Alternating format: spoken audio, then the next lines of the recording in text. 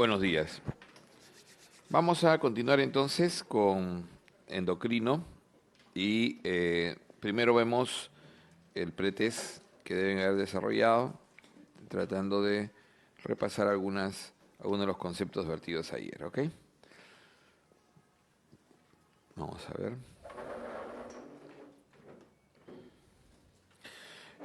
Entonces, la vasopresina, ya sabemos que vasopresina y oxitocina son formados en el hipotálamo. Y estos son almacenados y liberados a nivel de la neurohipófisis, ¿no es cierto? Entonces, estos se encuentran fundamentalmente en el núcleo supraóptico y paraventricular. Son producidos básicamente en el núcleo supraóptico y paraventricular. El efecto de las hormonas tiroideas sobre el tejido adiposo, entonces el metabolismo basal, o sea, fundamentalmente la hormona tiroidea tiene la capacidad de incrementar el metabolismo basal de prácticamente todas las, ¿no? Todas las células, y una de sus funciones importantes es estimular la lipólisis, ¿no? Estimula la lipólisis a nivel de lo que es el tejido adiposo. ¿Cuál es el factor que disminuye la secreción de insulina? Entonces, el contrarregulador fundamental, el fundamental contrarregulador es el glucagón, ¿no?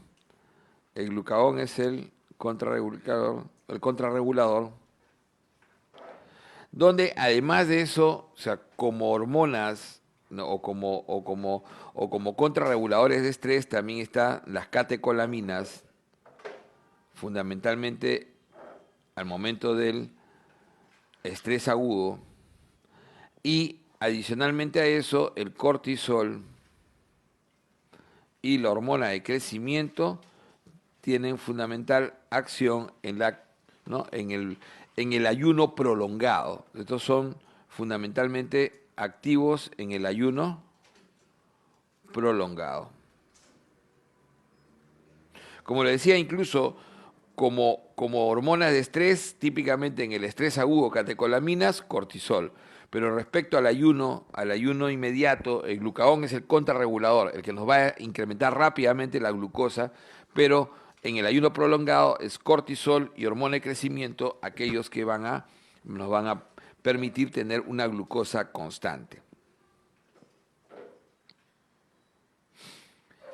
Entonces, ¿cuál es la hormona producida en las células alfa de los islotes de Langerhans? Entonces, esto es importante, obviamente, el glucagón.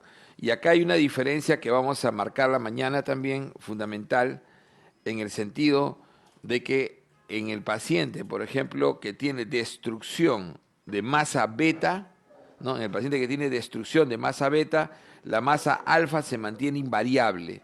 O sea, no hay mayor variación. Y eso es típico de la diabetes tipo 1. Mientras que la masa alfa se incrementa en el diabético tipo 2. Entonces, eso también hay que tener en cuenta. O sea, en el paciente que hace resistencia a la insulina, en el diabético tipo 2, la masa alfa se incrementa. Esto en el diabético tipo 2. Pero la masa alfa en el diabético tipo 1 se mantiene igual, se mantiene invariable, no incrementa, ¿no? Porque esto es básicamente la diabetes 1 como enfermedad autoinmune, es fundamentalmente basada en la destrucción de la masa beta y la masa alfa se mantiene invariable. ¿Ok? Entonces hay diferencias. Hoy en día es una prueba que también se hace con gammagrafía para medir la masa alfa. Entonces la masa alfa se puede detectar y ver si ha habido incremento o no de esa masa para un diagnóstico más preciso, especialmente cuando se sospecha de patología autoinmune. La hormona encargada de regular entonces la producción de gonadotropinas hipofisiarias, ¿no? Entonces, el regulador, como habíamos dicho, hipotalámico, ¿no es cierto? A nivel de hipotálamo tenemos 4 reguladores, ¿ok? Tenemos el regulador, el GRH, o también llamado a veces GHRH, que es la hormona de crecimiento. nos regula positivamente ¿a quién? A la hormona de crecimiento, ¿no es cierto? Y esto es en forma positiva y del mismo hipotálamo la somatostatina, pero la somatostatina hipotalámica regula la hormona de crecimiento.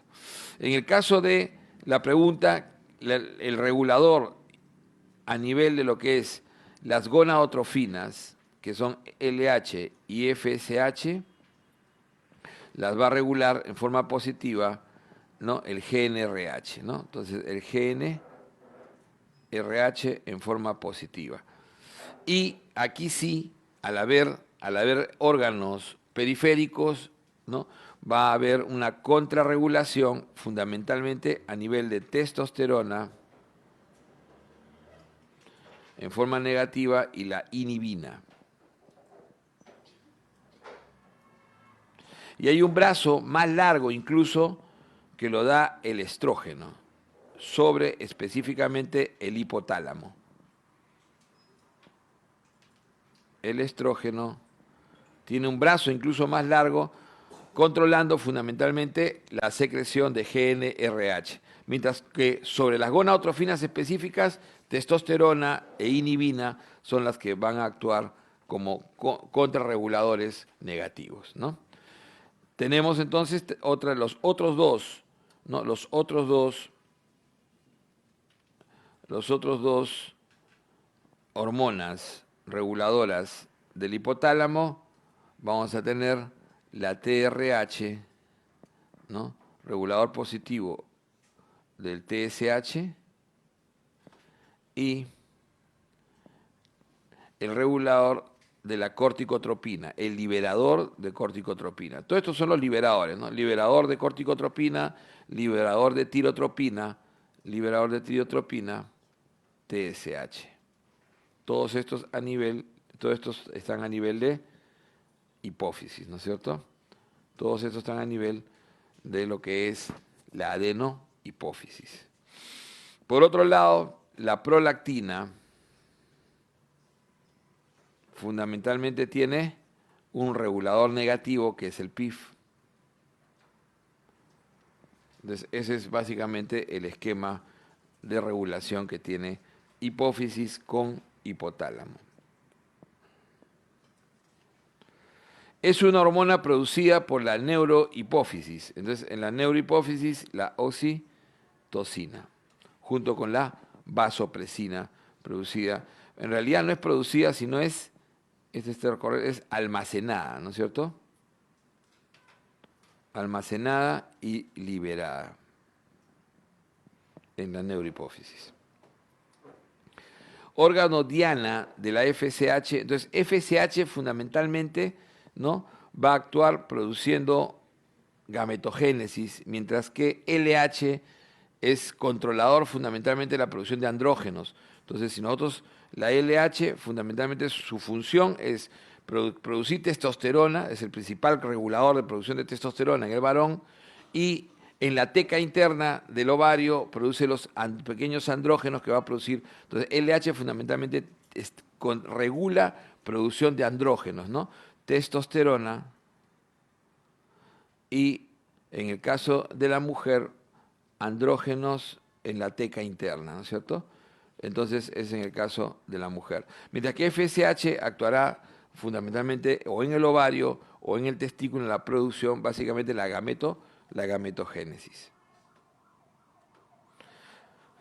¿Cuál de estas hormonas se sintetiza en la glándula pituitaria? Entonces, como le decía, muchas veces, ¿no? Nos olvidamos del nombre que se le suele dar, ¿no? O sea, habíamos dicho que la hormona de crecimiento,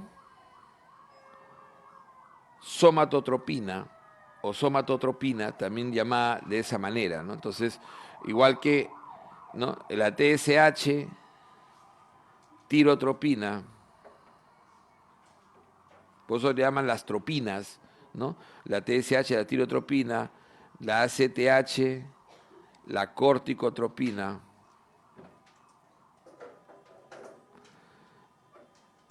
Y las gonadotropinas, ¿no? O sea, las gonadotropinas que son LH y FSH.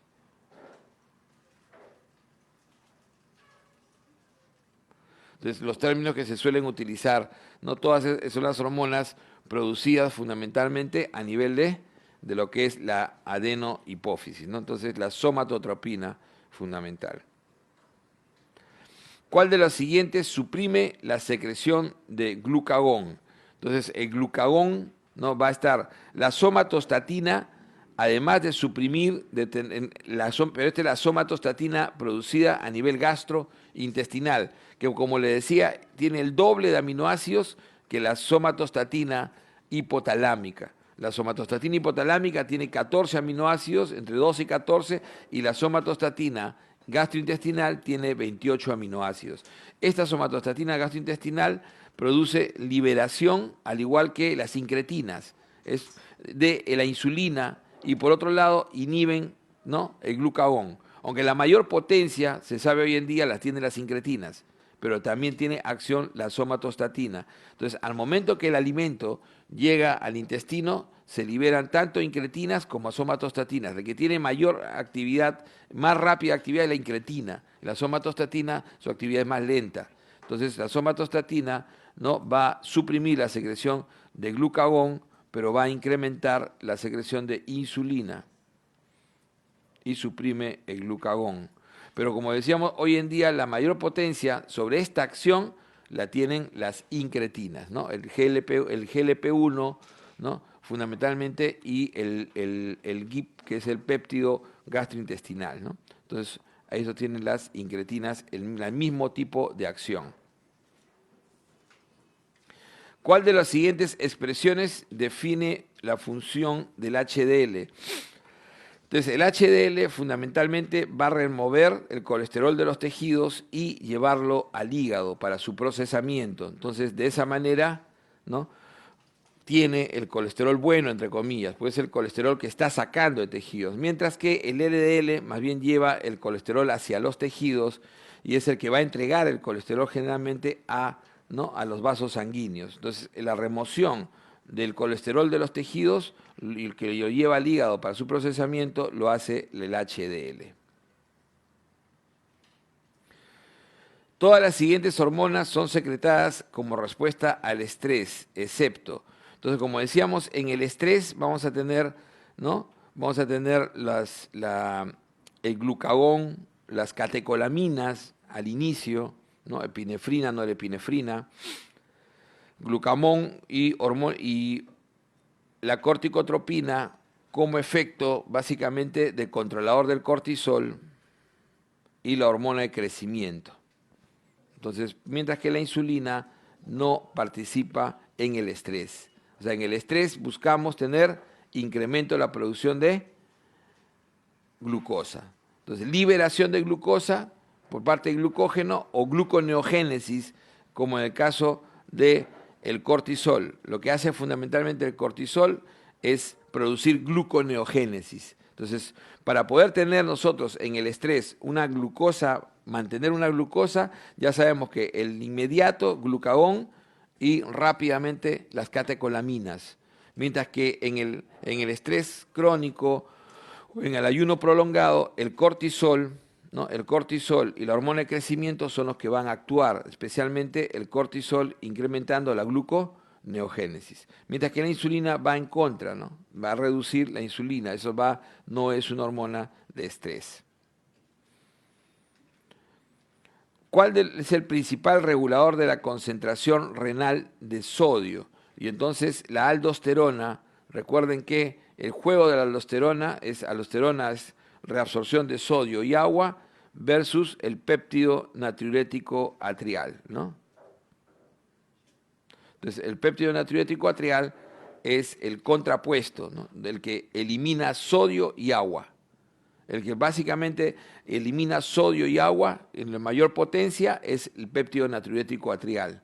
Y mientras que la aldosterona es el que retiene agua y sodio. Entonces, en ese juego, el que trabaja independiente del sodio solamente con el agua es la vasopresina, la hormona antidiurética, que es el que retiene agua, pero totalmente independiente del sodio. Por eso es que la vasopresina maneja fundamentalmente la osmolaridad. porque hace regulación independiente del sodio y puede retener agua totalmente independiente del juego del sodio. Entonces, generalmente agua y sodio están de la mano. Entonces, ¿cómo podemos regular eso, cambiar esa concentración? Generalmente el que lo logra es la vasopresina. La vasopresina es el que puede retener agua totalmente independiente del sodio, mientras que aldosterona retiene sodio y agua y péptido natriurético atrial elimina agua y sodio. Y esos son los que equilibran entre ellos. ¿En qué estructura anatómica se produce la hormona que antagoniza la prolactina? Entonces la prolactina, ¿no?, está antagonizada o controlada por el PIF. Básicamente el PIF es aquello que nos va a controlar la secreción y directamente la prolactina. Si bien es cierto, ayer le decía que existe ya definida, ¿no?, una serie de mediadores que pueden incrementar la secreción del PIP, no son específicos de la prolactina. Entonces, los que pueden incrementar su secreción y aparentemente son los que regulan en forma indirecta son la serotonina, la acetilcolina, ¿no? También está los opioides, incluso el estrógeno. Son aquellos que tienden a incrementar la secreción de prolactina. Pero el que controla específicamente su secreción en forma negativa va a ser el PIF, porque esta dopamina es de alta concentración en el sistema porta, en el sistema que va directamente entre lo que es el hipotálamo y la hipófisis. Entonces, eso sí tiene un control más perfecto. ¿En dónde se produce la hormona que antagoniza entonces? Habíamos dicho en el hipotálamo. Está repetida esta pregunta. La hiperfunción de la adenohipófisis está dada con mayor frecuencia. Entonces nosotros decíamos que, acuérdense, hipófisis tiene básicamente dos tipos de patologías, ¿no? La patología base, que es el hipopituitarismo. El hipopituitarismo donde va a fallar por lo menos dos o más hormonas. Entonces tiene que haber la falla por lo menos del déficit de por lo menos dos hormonas, o sea, más de una, ¿no? Dos hormonas. Y entonces el hipopituitarismo, que va a ser fundamentalmente causado porque fallan los liberadores, recuerden los liberadores, todos los RH, o sea, los liberadores fallan, ¿no? Fallan los liberadores, esto por daño hipotalámico. Entonces, por daño hipotalámico es menos frecuente y ahí la patología tumoral, craneofaringioma. Y otras patologías pueden ser infiltrativas, radioterapia, puede ser tuberculosis, hemocromatosis, son enfermedades que pueden afectar al hipotálamo.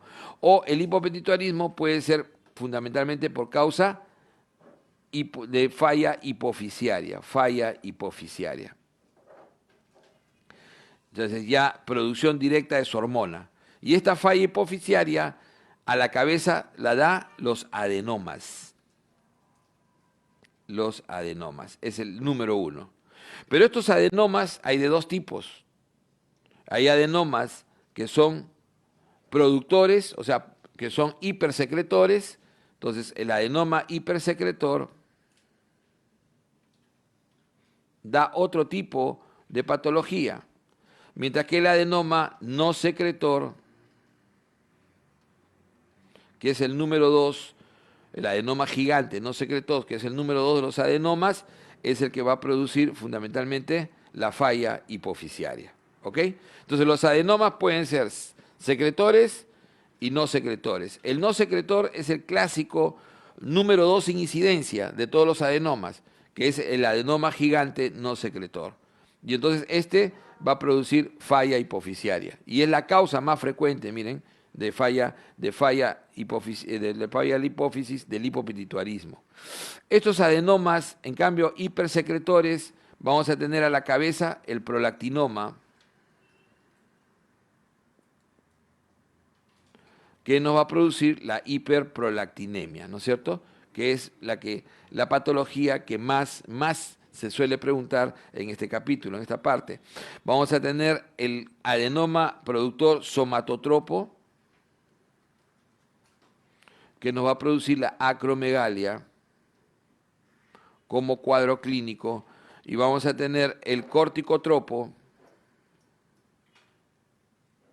como los más frecuentes, que nos va a producir la enfermedad de Cushing, que vamos a revisar hoy. Entonces, la mayor parte de las veces, estos adenomas van a ser de necesidad quirúrgica. Entonces, ya consecuencia de la cirugía hipofisiaria va a ser una causa también de falla de la hipófisis al final. O sea, estos adenomas indirectamente también al final terminan durante su tratamiento produciendo falla del sistema por cirugía ablativa. Entonces, estos adenomas hipersecretores en su gran mayoría tienen tratamiento supresor médico y tienen tratamiento quirúrgico, especialmente cuando producen déficit visual. Cuando tienen que producir síndrome compresivo, entonces déficit visual, van a ser quirúrgicos. Y cuando son quirúrgicos por déficit visual, van a terminar produciendo también falla del sistema. Entonces, la hipófisis tiene esas dos grandes patologías, ¿no? O sea, la falla del sistema, donde, ¿no?, el lipopituitarismo, que es falla de todo el sistema en realidad, van a terminar fallando todas las hormonas, y la hipersecreción, donde tenemos, ¿no?, entidades bien precisas. La más frecuente, la hiperprolactinemia, que una de las causas más frecuentes de hiperprolactinemia es el prolactinoma, pero no es la más frecuente. Recuerden que la hiperprolactinemia, a diferencia del resto de las patologías, ¿no?, de hiperactividad, es la única que tiene otras causas fisiológicas, no medicamentosas, ¿se dan cuenta? Y no es el tumor, el prolactinoma, la causa más frecuente, no es la causa más frecuente de hiperprolactinemia. Lo es patológico, pero no es la causa más frecuente, porque recuerden que más frecuente es fisiológico. De ahí sigue, de las no fisiológicos, medicamentoso incluso, antes que patológico. Y de las patológicas, recién es el prolactinoma. En cambio, en el caso del somatotropo y corticotropo, ahí sí, lo más frecuente, ¿no?, va a ser justamente el adenoma. Ahí sí ¿no?, la causa fundamentalmente el adenoma. Entonces, este es más o menos lo que hemos visto ayer, ¿no? Entonces, haciendo un recordaris. Entonces, los adenomas. El síndrome de Forbes-Albright, ¿no?, es un término antiguo, básicamente para detectar, ¿no?, cuando se describió. Acuérdense que al principio el saber, el suponer que había un prolactinoma era algo que no se podía diagnosticar por imágenes, sino por clínica y porque en necropsias se había descrito que algunos pacientes hacían tumores de hipófisis. Entonces, se daba fundamentalmente a la menorrea galactorrea asociado a la posibilidad de un tumor. Eso era el síndrome de Forbes-Albright, como se describió al principio. Recuerden que en la hiperprolactinemia, ¿no es cierto?, nosotros tenemos dos formas de presentación clínica. Entonces, la forma clínica en la mujer es esta, ¿no?, un síndrome de Forbes-Albright característico. O sea, el paciente hace, ¿no?, oligomenorrea o amenorrea, el paciente hace infertilidad, la paciente hace galactorrea. Menos frecuente, pero más característico quizás, ¿no?, dentro de lo que va a desarrollar una mujer antes, y obviamente también caída de la libido, ¿no es cierto?, disminución de la libido. Siempre no nos olvidemos del libido, que es importante. Y entonces la caída del libido y todos estos síntomas suelen presentarse cuando el paciente tiene todavía un microadenoma, o sea, cuando todavía la producción de prolactina es menor típicamente de 100, ¿no?, microgramos por litro. Entonces ahí es lo característico. Mientras que en el varón, y este es en la mujer premenopáusica, miren, en la mujer premenopáusica, que es el término que se suele utilizar hoy en día, mujer premenopáusica, y en el varón y en la mujer posmenopáusica, ¿no? Que suena feo, pero se comporta como varón, posmenopáusica, ¿no? Se pelean en la máquina de afeitar después. Entonces, en la mujer posmenopáusica va a ocurrir que ya no hay esta posibilidad de estos síntomas clásicos, o sea, oligomenorrea ya no se va a ver, la galactorrea también va a ser una rareza, y por el contrario, primero va a tener caída de líbido, pero eso probablemente no sea el síntoma más característico, y va a ser diagnosticado ya cuando tenga cefalea y deterioro visual o déficit campimétrico, ¿no es cierto? El déficit, ojo que lo más frecuente es la hemianopsia bitemporal, pero pueden haber también cuadrantopsias, o lo más frecuente, como decimos, es la hemianopsia bitemporal. Entonces, en este sentido, ¿no? Cefalea, ¿debido a qué? A compresión de meninge. Recuerden que lo que duele es la meninge. O sea, en el sistema nervioso el dolor está en la meninge, básicamente. Y el déficit campimétrico por compresión del quiasma óptico. Generalmente cuando da estos síntomas, en general todos los adenomas, cuando suelen dar estos síntomas, es porque ya son macroadenomas. Y esto correlaciona con que esté mayor de igual a 100, ¿no? El valor de prolactina, ¿no? Microgramos por litro. Y esto generalmente correlaciona con macroadenoma. Entonces, ¿cómo trataríamos esta hiperprolactinemia? Recuerden que ahí están la mayoría de las preguntas. La hiperprolactinemia clásica de este tipo, y en general las hiperprolactinemias que no crean masa, o sea, especialmente las medicamentosas, ¿no? Aquellas asociadas a otras enfermedades. ¿Qué otras enfermedades pueden producirte hiperprolactinemia? Además del adenoma, enfermedad renal crónica, por ejemplo, cirrosis, hipotiroidismo. ¿Y por qué el hipotiroidismo? Por incremento de la actividad de TRH, ¿no es cierto? Hipotiroidismo. Entonces, ahí tenemos otras enfermedades que nos pueden producir hiperprolactinemia. Entonces, ¿cómo va a ser el tratamiento acá? El tratamiento inicialmente en ambos casos va a ser primero médico. Primero es tratamiento médico. Incluso teniendo sospecha de adenoma, ¿no? O evidencia radiológica, tomográfica o resonancia de adenoma, si no hay un déficit visual importante, se tiene que darle 3 meses de plazo de tratamiento médico para poder, ¿no? mejorar al paciente antes de ir a una cirugía intensa. Generalmente la cirugía es perentoria en el paciente que tiene severo déficit visual. Entonces el tratamiento médico se hace con bloqueadores básicamente, ¿no? Con agonistas, dopaminérgicos, bromocriptina y cabergolina. Ambos tienen igual potencia, pero cabergolina tiene menos efectos adversos. Entonces se suele empezar generalmente con cabergolina. Y la bromocriptina es una alternativa cuando el paciente no tolera la cabergolina, ¿no? O sea, se puede utilizar cualquiera de los dos dependiendo de la tolerancia. Primero se prueba cabergolina en el sentido de que se describen menos efectos adversos. Entonces el paciente va a tratamiento médico, ¿no? Y fundamentalmente el tratamiento quirúrgico cuando hay macroadenoma con déficit visual. Entonces tenemos en el macro el tratamiento quirúrgico. Transesfenoidal. ¿Ok?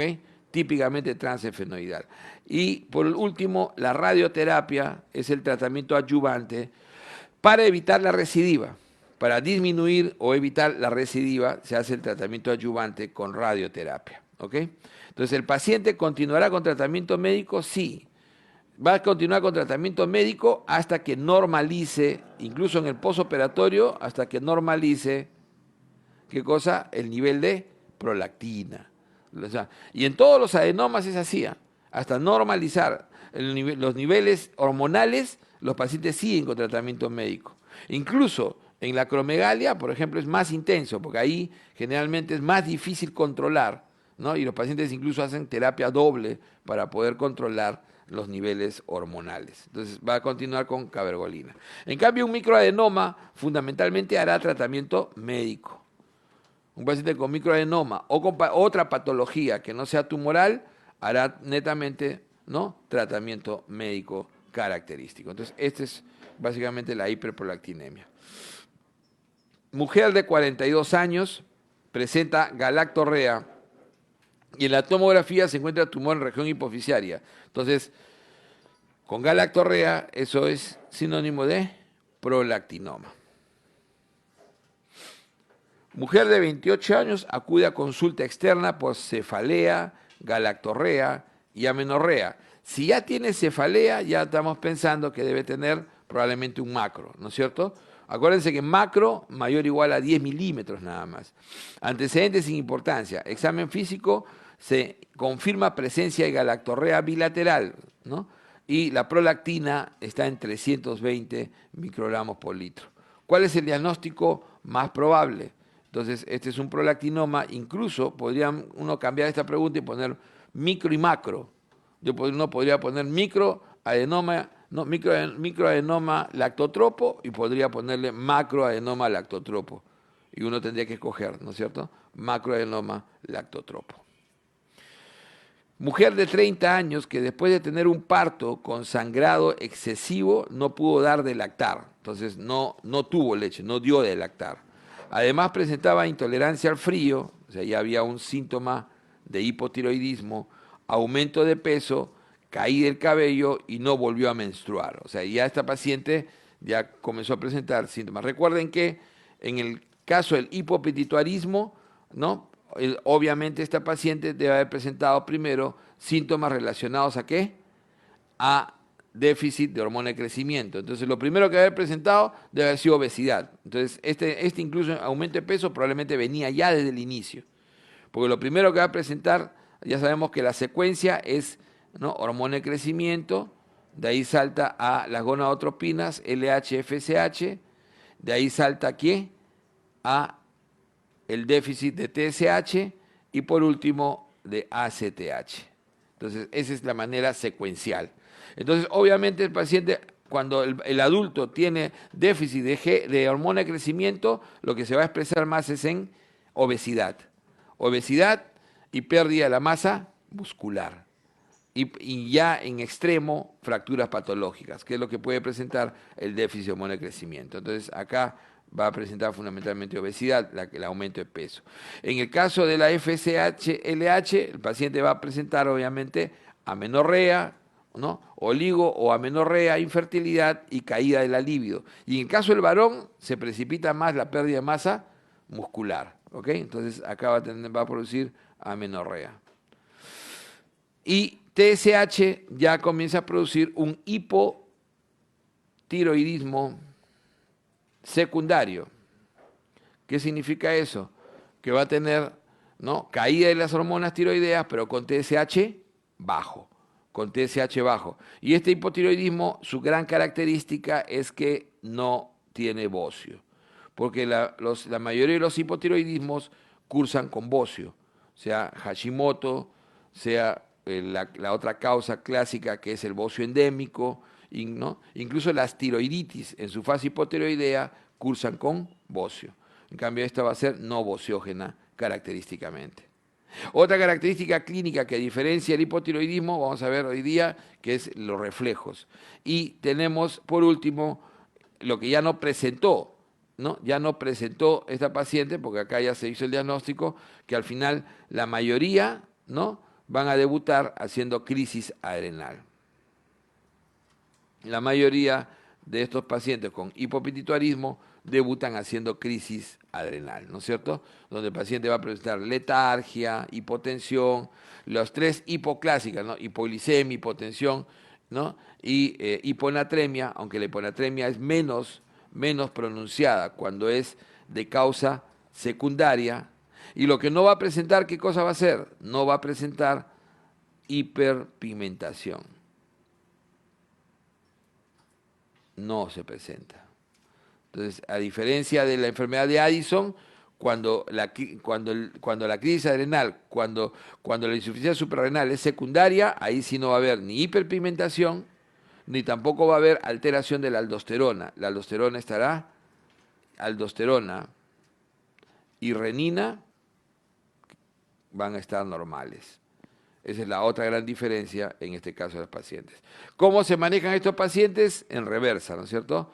Primero reponemos el déficit de cortisol con hidrocortisona, después la levotiroxina, después se cicla y después la hormona de crecimiento, si es necesario, reponer masa muscular. Entonces, esta, como decíamos, la causa más frecuente hoy en día es el adenoma. Después están los postquirúrgicos, o sea, las causas hipofisiarias. El síndrome de Sheehan es una causa ya reconocida en el mundo como una causa rara, pero que siempre es todavía se puede ver y es causa de pregunta clásica en nuestro sistema. ¿Ok? Mujer con antecedente de hemorragia obstétrica, entonces que no pudo dar de lactar. Otra característica del Sheehan es que es el único que permite detectar el Sheehan, detectar una hipoprolactinemia inmediata. O sea, después de eso, la ausencia de prolactina no la vamos a detectar, va a ser dentro del cuadro clínico, ¿no? De un hipopituitarismo. Pero uno puede detectar una pérdida de producción de prolactina en forma inmediata solamente inmediatamente en el Sheehan. Entonces, ¿no? Cuando la mujer, ¿no? En el puerperio inmediato no puede producir leche. Entonces ahí uno sospecha y dice, no debe haber dosaje de prolactina. Pero ya esta paciente no pudo dar el lactar, está con astenia y hipotensión. Astenia y hipotensión, la astenia, vamos a ver hoy día, es un síntoma característico, prevalente y, ¿no? Junto con la letargia, muy característico del Addison, ¿no? O sea, 100% de los pacientes son asténicos, tienen letargia y debilidad característicos, además de la hipotensión. Entonces, lo más probable es que es un hipopituitarismo. Entonces, ha hecho todo lo que hemos explicado, un hipopituitarismo. Ok.